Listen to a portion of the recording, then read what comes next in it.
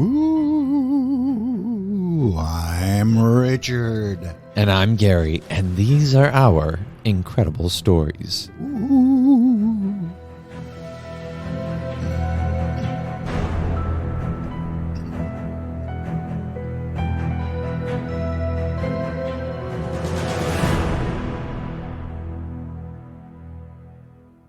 Hello and welcome back to all of our listeners from around the world and across the United States. We are so happy to have you back with us for some more incredible stories. Now, boys and ghouls, why don't you go ahead and pull up a chair? If you happen to be new to our graveyard of mystery, go ahead and pull up a coffin and relax a little bit. We've got a ghoulish tale for you today that I think you will enjoy quite a bit. Now, if you like what you hear, well, guess what? If you hit that like and subscribe button, you'll be treated each and every Friday to new and exciting episodes of Richard and Gary's Incredible Stories, free of charge. We will just, it's on the house. Don't even worry about it. And since we are in the month of October and we are, I'm sure all of you are looking for something a little bit spooky because why not? 'Tis the season. We do have something very special for you this evening. Oh, yes, we do. And I want to start off by saying this is very appropriate for our younger listeners. Mm-hmm. So gather around, younger listeners. This is a tale definitely designed for kids. And it's by a very, very incredibly talented storyteller. And her name is Esther Luttrell. Mm-hmm. Now let me get my let's get the mood set here. Hang on. There we go. Once again, turn off the lights. Listen in the dark. And draw close to each other for this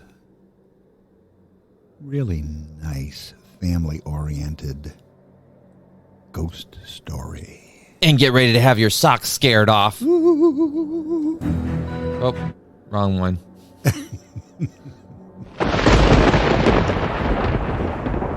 There we go.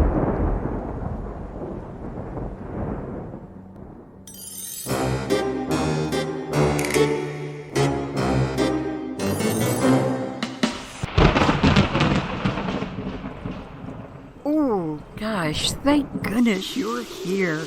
Yeah, I'm so glad because, I'll be honest, I was getting a little scared. Not that a storm's anything to be afraid of. It's, just rain and lightning and thunder, but still, it's awfully good to have company at a time like this. And you know what it reminds me of? It reminds me of a story that I call A Stormy Night at Vale Inn.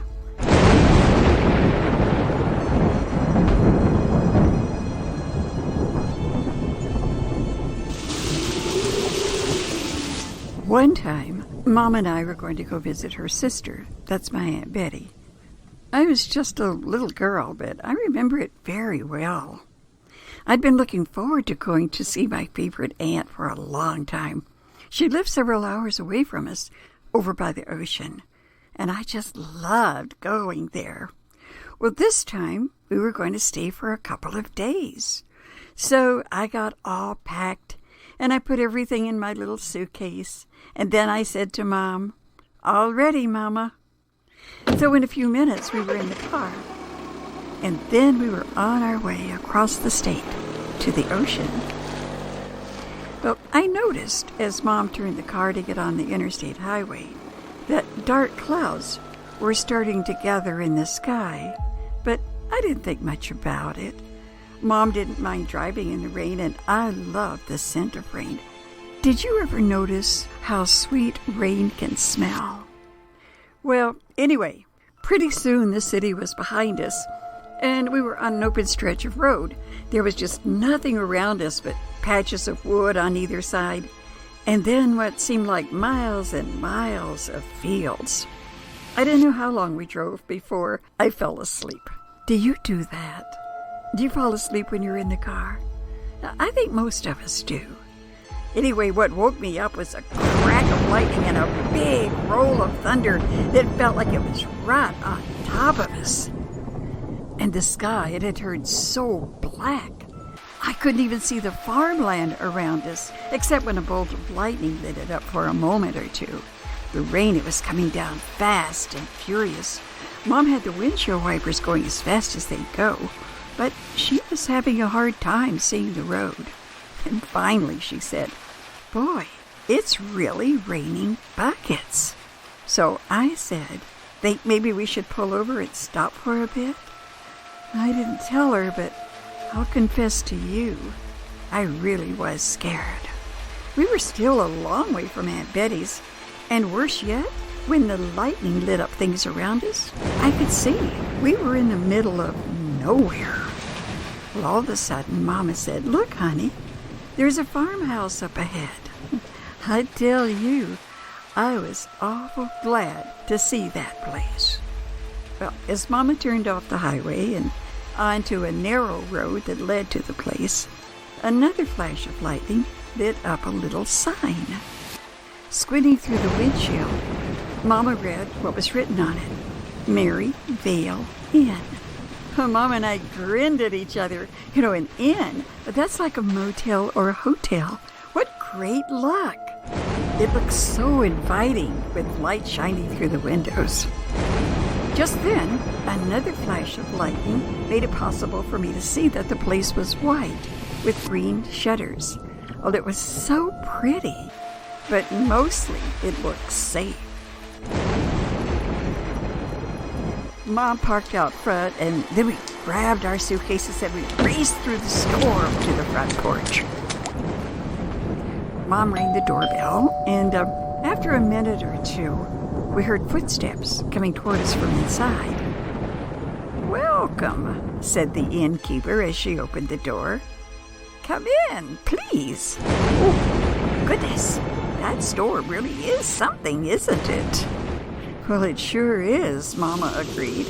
And then she asked if it might be possible for us to rent a room for the night. "Why, of course," the lady said.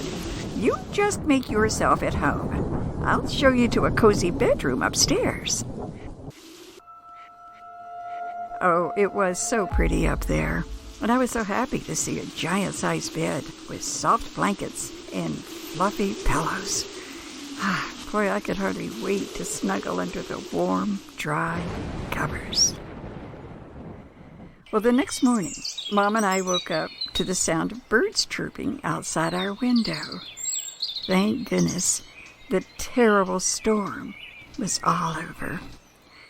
When we dressed and went downstairs, the living and the dining rooms, they looked so nice in the morning sunshine. "Hello?"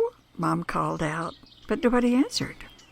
Mom just shrugged her shoulders and she said, "Well, maybe she's run out to do some shopping. We can stop somewhere on the highway for breakfast. I'll just leave the nice lady a note." So Mom found a scrap of paper in her purse and she wrote a note. And then she wrapped it around a few dollar bills that she placed on the table in the hall. Once we were back on the road, Mom realized that we needed to stop for gas. Well, fortunately, there was a service station just ahead. And when Mom pulled the car up beside the pump, a boy came from inside to ask if he could help us. Mom and I thought that was awfully nice of him, and Mom asked if he would mind filling the tank. As he took the hose from the gas pump, he said, "You guys didn't drive through that storm last night, did you?" And Mama said, "Well, as a matter of fact, we did. But then we saw Maryvale Inn, and they had a room for us."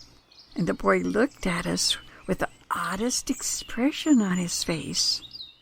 You don't mean the white farmhouse with the green shutters, do you?"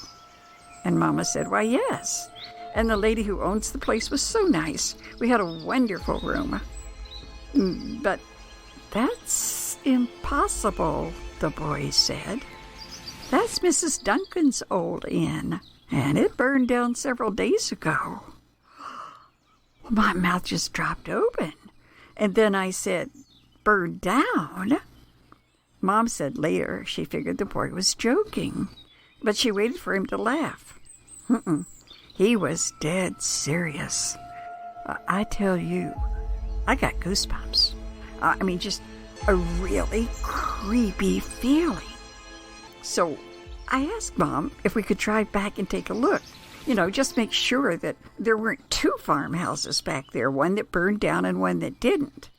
I realized I sort of whined when I said, "Please, Mom." I knew I'd never stop thinking about it if we didn't check it out. I was really glad to find out that Mom felt the same way. I practically held my breath as we got closer to the sign that said Mary Vale Inn. Now, Mama, she pulled into the driveway, the same one we pulled into the night before, and we could hardly believe our eyes. The farmhouse was in a heap. Nothing but ashes and wooden frames. It was true. The old house had burned to the ground, just like the boys said. I could hardly speak. I was so shocked. How can that be, Mama? We were just here. And that porch that had protected us from the rain, it was sagging and burned. And the windows that had been so inviting, they were all broken out. I followed Mama out of the car as she went to where the front door used to be. I knew what she was looking for, and I followed her gaze as she went, "Oh!"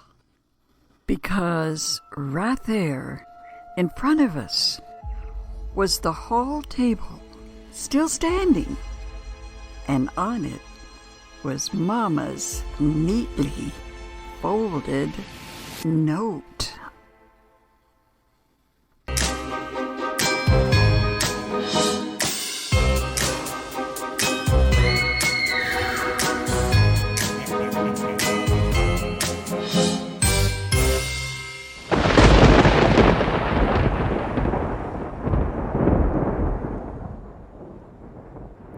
Wow, I think that was pretty good there. A little creepy, just enough to get the hairs on the back of your neck standing up. What a perfect way to move into the season. Yeah, trick or treat. Well, I'm hoping that everybody enjoyed that story. And stay tuned, because guess what? That's not going to be the last one. No. We always have some good tales here, and especially for the month of October, we have plenty of creepy ones that will definitely delight and entertain. Yes, the month of October is one of Gary's absolute favorites. That it is. Yep. Next Christmas, I think and Thanksgiving, this is definitely one of my favorite holidays. Mm-hmm. All right, but until next time. Oh, I'm Richard. And I'm Gary, and we'll be seeing you.